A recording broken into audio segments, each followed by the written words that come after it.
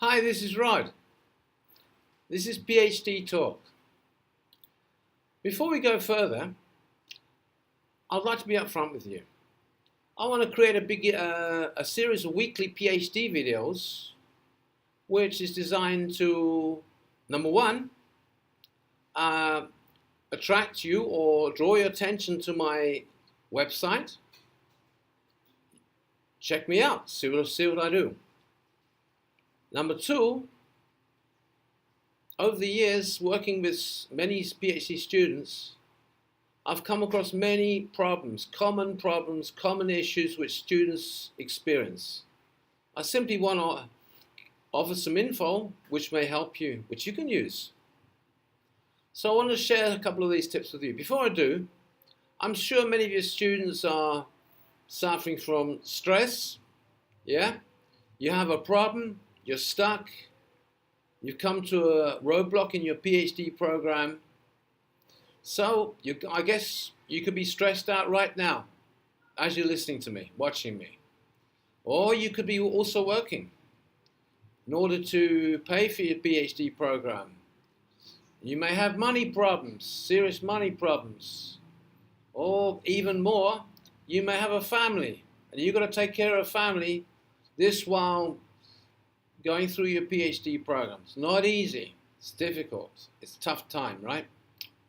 Okay, so I would like to draw your attention to a common phenomenon students experience is that when they come across a problem, they put it off to tomorrow. Let me tell you this. Putting a problem off to tomorrow never resolves the problem. There is no tomorrow. It just never gets done. Actually, putting off to tomorrow automates stress. It creates stress. Postponing the problem doesn't resolve it. In fact, the problem will just continue. So if you're stuck, one way to sort your problem out, if you're stuck, just click on the link below right now and contact me. I'll get back to you in 24 hours. That's my promise to you. So today I want to share some ideas and tips with you, which I've gained over many years helping PhD students like you. I want to ask you, do you feel lonely? Do you feel sometimes you're just not good enough? You're just not good enough to do this? You know what? This is normal. It's perfectly normal. Everybody feels this way sometimes. It's a common problem for all students doing a PhD. So regardless, my friend, whether you're at the beginning or in the middle, somewhere in the middle of your PhD program, let's just talk. Just you and me. However, before we just proceed further, I just want to make you aware of a real important statistic.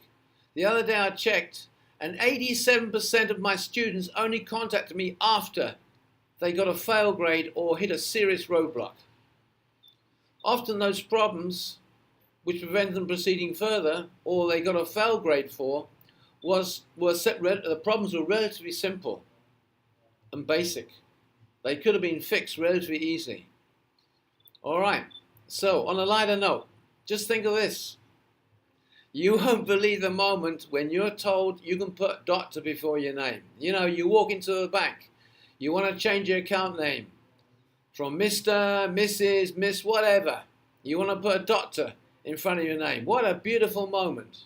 Hey, you know what? No one can take your PhD away from you once you've got it. Yeah, once you've got it, you've really got it. So let's get started.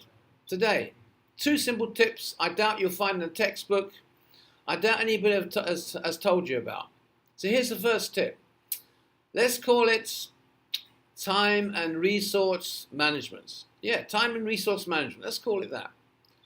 Most students, after completing assignments, make 2 copies. One to submit to the supervisor for grading purposes, and the second to keep in their personal file.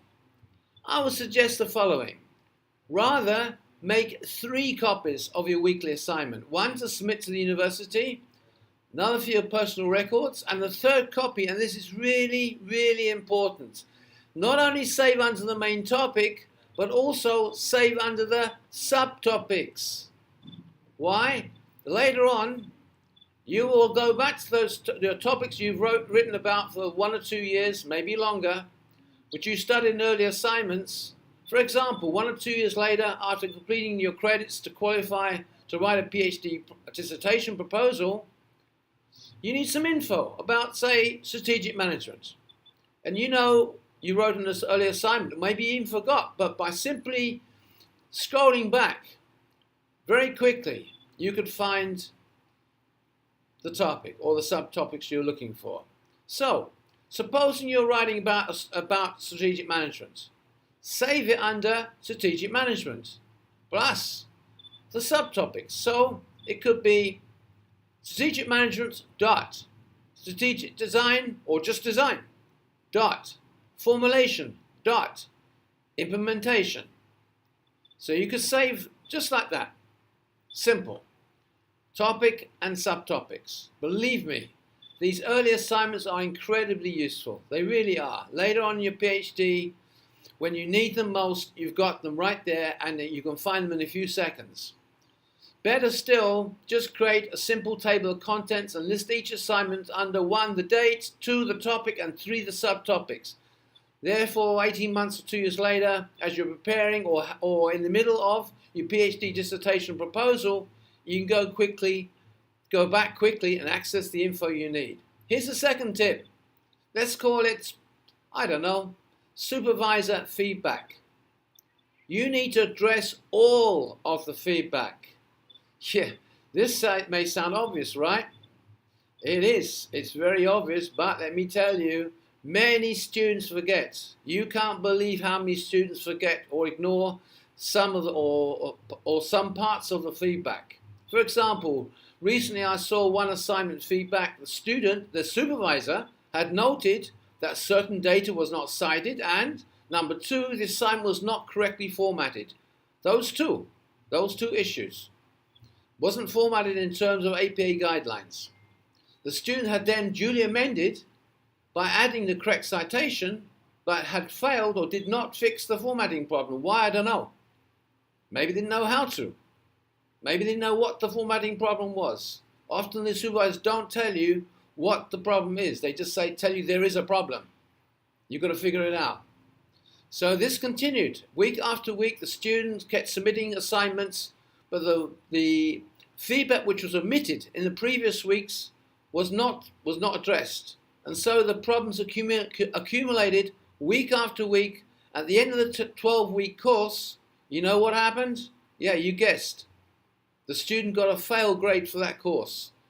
That's actually when the student contacted me after paying over $4,000. Yeah, I think it was $4,800 to retake the course. It's a lot of money, right? You know what? Less than $50.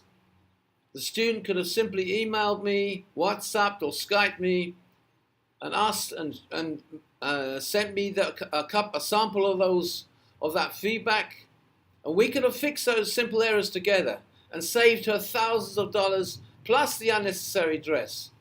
So here's the takeaway.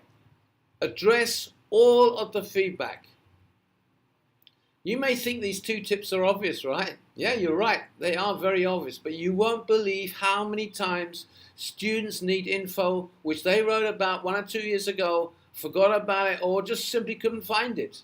Moreover, you won't believe how many times students focus on one part of a supervisor's feedback and forget or fail to address all of it. This happens more often than you can ever imagine. How do I know this? Well, I have not only helped PhD students online for many years, but I also teach part-time at university. So next week, I want to share some more tips with you. Meanwhile, I want to ask you, do you have any questions? Do you need some free advice? Click on the link below today. Simply contact me by entering your name and email address. I will contact you in a few hours, latest 24 hours. One more thing I want to just mention too, and this is quite important, I guess. If you just need some simple advice, just very, very simple advice regarding a problem or an issue you're trying to figure out, you contact me. I'm not going to charge you. I'll just help you. It's no big deal. However, if you want me to help you and guide you throughout the PhD process and help you along and interpret instructions and so on for you and help you all in every part of the PhD program, I will charge you for that. I'm not going to do it for free. I will charge you $20 an hour. I can hear you thinking, $20, that's expensive. Yeah, it is. Especially if you're a student on a limited budget. Yeah, I know where you're coming from. I've been there. But let me tell you this. Try me. See what you get for $20. You get a lot. You'll be surprised how much we can do for $20 in 1 hour. Meanwhile, I want to thank you for watching. Until the next time, goodbye.